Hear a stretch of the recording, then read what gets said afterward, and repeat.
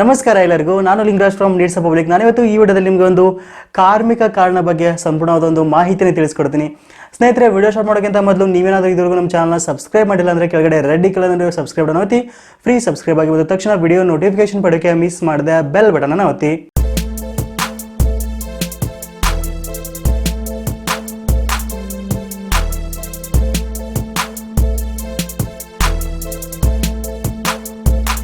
ಪ್ರತಿ ವರ್ಷ ಒಂದು ಸರ್ಕಾರದಿಂದ, ಕೇಂದ್ರ ಸರ್ಕಾರ ಆಗಿರ್ಬೋದು, ರಾಜ್ಯ ಸರ್ಕಾರ ಆಗಿರ್ಬೋದು, ತುಂಬ ಯೋಜನೆಗಳು ಜಾರಿಗೆ ಬರುತ್ತೆ. ಅದರಿಂದ ತುಂಬ ಒಂದು ಫೆಸಿಲಿಟಿಯನ್ನು ಕೊಡ್ತಾ ಇರ್ತಾರೆ. ಬಟ್ ಇದ್ರ ಬಗ್ಗೆ ಯಾರೂ ತಲೆ ಕೆಡಿಸ್ಕೊಳ್ಳಲ್ಲ. ಯಾವುದೇ ಒಂದು ಸ್ಕೀಮ್ ಬರಲಿ, ಯಾವುದೇ ಒಂದು ಸರ್ಕಾರ ಬರಲಿ, ಯಾವುದೇ ನಮಗೆ ಸಿಗೋ ಒಂದು ಸೌಲಭ್ಯಗಳ ಬಗ್ಗೆ ಯಾರೂ ತಲೆ ಕೆಡಿಸ್ಕೊಳ್ಳಲ್ಲ. ಸೊ ಇದೇ ರೀತಿಯಾಗಿ ಒಂದು ಕಾರ್ಮಿಕ ಕಾರ್ಡ್ ಅಂತಲೇ ಹೇಳ್ಬೋದು. ತುಂಬ ಜನರಿಗೆ ಈ ಒಂದು ಕಾರ್ಮಿಕ ಕಾರ್ಡ್ನ ಬಗ್ಗೆ ಗೊತ್ತಿಲ್ಲ. ಸೊ ನಿಮ್ಗೇನಾದರೂ ಗೊತ್ತಿದ್ರು ಕೂಡ, ನಿಮ್ಮ ಹತ್ರದಲ್ಲಿ ಕಾರ್ಮಿಕ ಕಾರ್ಡ್ ಇದ್ರೂ ಕೂಡ ಅದನ್ನು ಸುಮ್ಮನೆ ಮಾಡಿಸ್ಕೊಂಡು ಮನೇಲಿ ಕೂತ್ಕೊಳ್ಳೋರೆ ತುಂಬ ಜನ ಅಂತ ಅನ್ಕೋತೀನಿ. ಸೊ ಈ ಒಂದು ಕಾರ್ಮಿಕ ಕಾರ್ಡಿಂದ ತುಂಬ ಅಂದರೆ ತುಂಬ ಉಪಯೋಗಗಳಿದೆ, ನಿಮ್ಗೆ ಗೊತ್ತಿಲ್ಲದೆ ಇರ್ಬೋದು. ಸೊ ನೀವೇನಾದರೂ ಈ ಒಂದು ಕಾರ್ಮಿಕ ಕಾರ್ಡನ್ನು ಮಾಡಿಸ್ಕೊಂಡ್ರೆ ನಿಮಗೆ ನಿಮ್ಮ ಮನೆಯಲ್ಲಿ ನಿಮ್ಮ ಮಕ್ಕಳ ಮದುವೆ ಆದರೆ, ಅಂದರೆ ಹೆಣ್ಣು ಮದುವೆ ಆಗಿರ್ಬೋದು ಅಥವಾ ಗಂಡು ಮಕ್ಕಳ ಮದುವೆ ಆಗಿರ್ಬೋದು, ನಿಮಗೆ 1,00,000 ರೂಪಾಯಿವರೆಗೂ ನಿಮಗೆ ವಿವಾಹ ಸಹಾಯಧನ ಅಂತ ಸಿಗುತ್ತೆ. ಸೊ ಮೊದಲು 50,000 ಕೊಡ್ತಾ ಇದ್ರು. ಬಟ್ ಈಗ ಒಂದು ಅಪ್ಡೇಟ್ ಆದ ಒಂದು ಹೊಸ ರೂಲ್ಸ್ನ ಪ್ರಕಾರ ನಿಮ್ಮ ಮಕ್ಕಳ ಮದುವೆಗೆ 1,00,000 ರೂಪಾಯಿವರೆಗೂ ವಿವಾಹ ಸಹಾಯಧನ ಅಂತ ಕೊಡ್ತಾರೆ. ಸೊ ನಿಮ್ಮ ಮನೇಲಿ ಏನಾದರೂ ಮಕ್ಕಳು ಸ್ಕೂಲ್ಗೆ ಹೋಗ್ತಾ ಇದ್ರೆ, ಕಾಲೇಜಸ್ಗೆ ಹೋಗ್ತಾ ಇದ್ರೆ, ಅವ್ರಿಗೆ ಕೂಡ ಒಂದು ಸ್ಕಾಲರ್ಶಿಪ್ ಸಿಗುತ್ತೆ. ನಿಮ್ಮ ಮನೇಲಿ ಯಾರು ಹಿರಿಯರು ತೀರ್ಕೊಂಡ್ರೆ, ಏನಾದರೂ ನಿಧನ ಹೊಂದಿದ್ರು ಅಂದರೆ ಅವರಿಗೆ ಒಂದು 25,000 ರೂಪಾಯಿವರೆಗೂ ಮಾಸಾಶನ ಸಿಗುತ್ತೆ ಈ ಒಂದು ಸ್ಕೀಮಿಂದ. ಅದರ ಜೊತೆಗೆ ನಿಮ್ಗೇನಾದ್ರು 60 ವರ್ಷ ಆದಮೇಲೆ ಪಿಂಚಣಿ ಸಹಿತ ಈ ಒಂದು ಕಾರ್ಮಿಕ ಕಾರ್ಡ್ನಿಂದ ಸಿಗುತ್ತೆ. ಸೊ ನಿಮಗೆ ತುಂಬ ಜನರಿಗೆ ಗೊತ್ತಿಲ್ಲ. ಹಾಗಾದರೆ ಈ ಒಂದು ಕಾರ್ಮಿಕ ಕಾರ್ಡನ್ನು ಯಾವ ಕೆಲಸ ಮಾಡೋರು ಮಾಡಿಸ್ಕೋಬೋದು ಅಂತ ನಿಮಗೆ ಸಂಪೂರ್ಣವಾಗಿ ತಿಳಿಸ್ಕೊಡ್ತೀನಿ. ಸೊ ನೋಡ್ತಾ ಹೋಗಿ.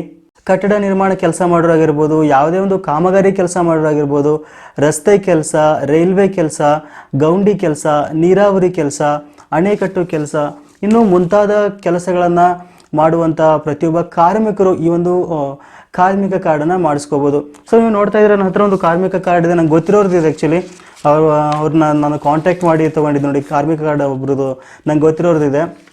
ಸೊ ಈ ಒಂದು ಕಾರ್ಮಿಕ ಕಾರ್ಡಿಂದ ಇಷ್ಟೆಲ್ಲ ಉಪಯೋಗ ಇದೆ. ಈ ಒಂದು ಕಾರ್ಮಿಕ ಕಾರ್ಡನ್ನು ಯಾವ ರೀತಿ ಮಾಡಿಸ್ಕೊಳ್ಳೋದು ಅಂತ ನೋಡೋಣ. ಸೊ ಈ ಒಂದು ಕಾರ್ಮಿಕ ಕಾರ್ಡ್ಗೆ ನೀವು ನಿಮ್ಮ ಒಂದು ಹತ್ತಿರದ ಅಥವಾ ನಿಮ್ಮೊಂದು ತಾಲೂಕು ಅಥವಾ ಜಿಲ್ಲಾ ಕೇಂದ್ರದಲ್ಲಿರುವ ಒಂದು ಲೇಬರ್ ಆಫೀಸ್ ಅಂತ ಹೇಳ್ತಾರೆ, ಆಡು ಭಾಷೆಯಲ್ಲಿ ಲೇಬರ್ ಆಫೀಸು, ಕಾರ್ಮಿಕ ಆಫೀಸ್ ಅಂತ ಹೇಳ್ತಾರೆ. ಸೊ ಇದು ಕಟ್ಟಡ ನಿರ್ಮಾಣ ಮತ್ತು ಇತರೆ ನಿರ್ಮಾಣ ಮಂಡಳಿ ನಿಗಮ ಅಂತ ಒಂದು ಆಫೀಸ್ ಇರುತ್ತೆ.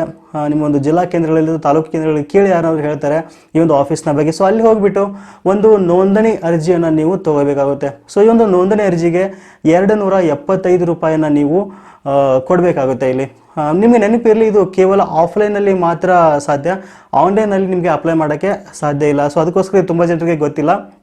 ಸೊ ಆ ಒಂದು ಆಫೀಸ್ನಲ್ಲಿ ಹೋಗಿ ನೀವು ಒಂದು ನೋಂದಣಿ ಅರ್ಜಿಯನ್ನು ತೊಗೋಬೇಕಾಗುತ್ತೆ. ಸೊ ಈ ಒಂದು ನೋಂದಣಿ ಅರ್ಜಿಯನ್ನು ನೀವು ನೀಟಾಗಿ ಒಂದು ತುಂಬಬೇಕಾಗುತ್ತೆ. ನೀವೊಂದು ಎಲ್ಲ ಒಂದು ನಿಮ್ಮ ಹೆಸರಾಗಿರ್ಬೋದು, ನಿಮ್ಮ ಒಂದು ಎಲ್ಲ ಒಂದು ಡೀಟೇಲ್ಸನ್ನು ಅಲ್ಲಿ ಫಿಲ್ ಮಾಡಿದ ನಂತರ ಅದಕ್ಕೆ ನಿಮ್ಮ ಕಂಪಲ್ಸರಿ ನಿಮ್ಮೊಂದು ಆಧಾರ್ ಕಾರ್ಡನ್ನು ಅದಕ್ಕೆ ನೀವು ಲಗತ್ತಿಸಬೇಕಾಗುತ್ತೆ.